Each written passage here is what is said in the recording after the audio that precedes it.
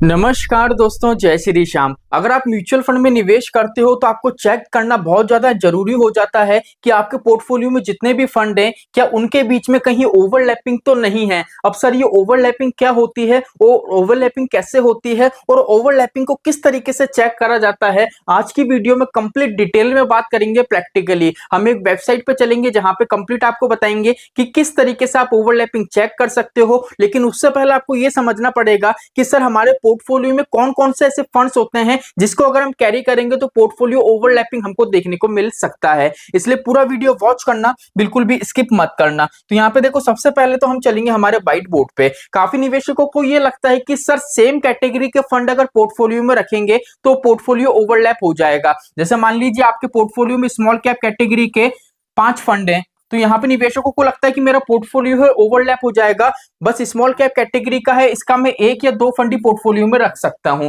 ठीक है, तो ऐसा नहीं होता है। किसी भी कैटेगरी के कितने भी फंड आप अपने पोर्टफोलियो में रखो, कैटेगरी के हिसाब से कोई भी आपको ओवरलैपिंग देखने को नहीं मिलेगी। सेकंड, निवेशकों को लगता है कि सर अगर सेम एएमसी के नाम से मैं निवेश करूंगा, जैसे एचडीएफसी स्मॉल कर दिया, एचडीएफसी मिड कर दिया, एचडीएफसी लार्ज कर दिया, तो पोर्टफोलियो ओवरलैप हो जाएगा। तो देखो ऐसा भी नहीं होता है। तो पोर्टफोलियो सर एक्चुअल में ओवरलैप होता क्या है? तो देखो क्या होता है, आप जिस भी स्कीम में निवेश करते हो, जैसे हम बात करते हैं आप निवेश कर रहे हो मोतीलाल मिड कैप में, अगर इस पर्टिकुलर फंड में जाओगे तो वहां पे आपको देखने को मिलेगी होल्डिंग। अब होल्डिंग पे जाओगे तो वहां पे 26 होल्डिंग आपको देखने को मिलेगी। ठीक है, अब होल्डिंग का मतलब क्या है, ये पर्टिकुलर फंड इक्विटी का है, तो यहाँ पे सीधा सा आपका पैसा निवेश हो रहा है स्टॉक मार्केट के अंदर। तो वहां पे क्या होता है, आपके पोर्टफोलियो में जितने भी फंड्स हैं, अगर उन पर्टिकुलर सभी फंड्स की होल्डिंग है अगर सिमिलर होती है, जितनी ज्यादा सिमिलर होगी उतना ही आपका पोर्टफोलियो है वो ओवरलैप कहलाएगा। अब यहाँ पे पोर्टफोलियो ओवरलैपिंग की जो परसेंटेज होती है वो 25% होती है। अगर आपका पोर्टफोलियो 25% तक ओवरलैप है तो आपको कोई दिक्कत परेशानी नहीं आएगी, लेकिन 25% से ज्यादा हो जाता है तो आपको प्रॉब्लम फेस करने पड़ सकती है। अब सर प्रॉब्लम क्यों हो सकती है? अब सीधी सी बात ये सोचो, आपके पोर्टफोलियो में 5 फंड है, ठीक है, अब 5 फंड है और 5 में ये मान लो उनका जो ओवरलैपिंग है ना वो 40% है।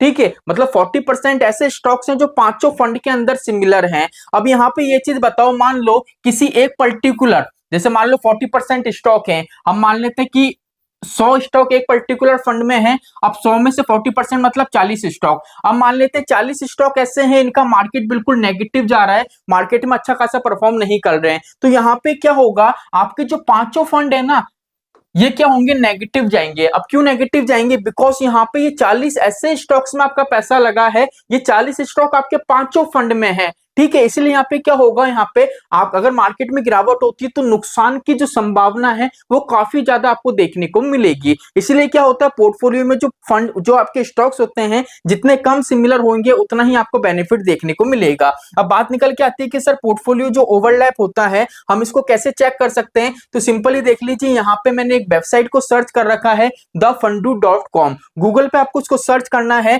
यहाँ पे देख लीजिए इस तरीके का आपको कुछ आइकन दिखेगा, नीचे यहाँ पे दिखेगा पोर्टफोलियो ओवरलैप, यहाँ पे आपको सिंपली क्लिक करना है। गूगल पे आपको बहुत सारी वेबसाइट मिल जाएंगी, लेकिन ये जनरल वेबसाइट है, इस पे आप विजिट कर सकते हो। अब यहाँ पे ये देखो जी लिखा हुआ है, लेकिन यहाँ पे आपको क्या करना है, अपने फंड्स का नाम लिखना है। जैसे यहाँ पे फॉर एग्जांपल हम मान लेते हैं पहला फंड हम लिखते हैं, चलिए यहाँ पे पहला हम फंड लिख देते हैं जैसे HDFC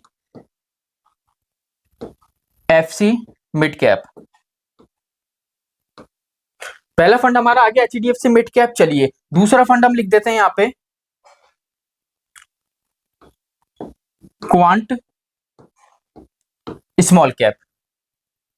दोनों फंड आपने लिख दिए। अब सिंपल यहाँ पे क्या करना है, हमको गो के बटन पे क्लिक करना है। अब जैसे ही मैं गो के बटन पे क्लिक करूंगा तो यहाँ पे कंप्लीट बता देगा कितना परसेंट पोर्टफोलियो ओवरलैप है। यहाँ पे कितना लिखा हुआ, 7%। मतलब अगर इन दोनों फंड मेरे पोर्टफोलियो में है तो सिर्फ 7% का ओवरलैप है, मतलब 25% से काफी कम है, तो मुझे कोई दिक्कत परेशानी नहीं आएगी। अब जो 7% ओवरलैप है वहां पे टोटल कौन से ऐसे स्टॉक्स हैं जो सिमिलर हैं, तो टोटल 5 ऐसे स्टॉक्स हैं जो दोनों पोर्टफोलियो में दोनों फंड्स में आपको सिमिलर देखने को मिलेंगे, जिसका कंप्लीट डिटेल यहाँ पे लिखी है और यहाँ पे अगर आप और देखना चाहोगे तो यहाँ पे कंप्लीट डिटेल आपको कंप्लीट यहाँ पे होल्डिंग्स वगैरह सारी शो हो जाएगी। तो इस तरीके से आप जिस भी फंड में निवेश कर रहे हो, दो फंड का पोर्टफोलियो इस तरीके से चेक कर सकते हो। अब निवेशकों का क्वेश्चन रहता है कि सर पोर्टफोलियो में 5 फंड है, 6 फंड है, तो ओवरलैपिंग कैसे चेक करें? तो यहाँ पे देखो आपको जुगाड़ लगाना पड़ेगा। पहले आपको पहला फंड लेना पड़ेगा, दूसरे फंड से उसको चेक करो, फिर पहले फंड को तीसरे फंड से चेक करो। ऐसे करके आपको चेक करना पड़ेगा। जिस फंड के साथ आपकी ज्यादा ओवरलैपिंग दिखे उस पर्टिकुलर फंड को एक्सिट कर लो,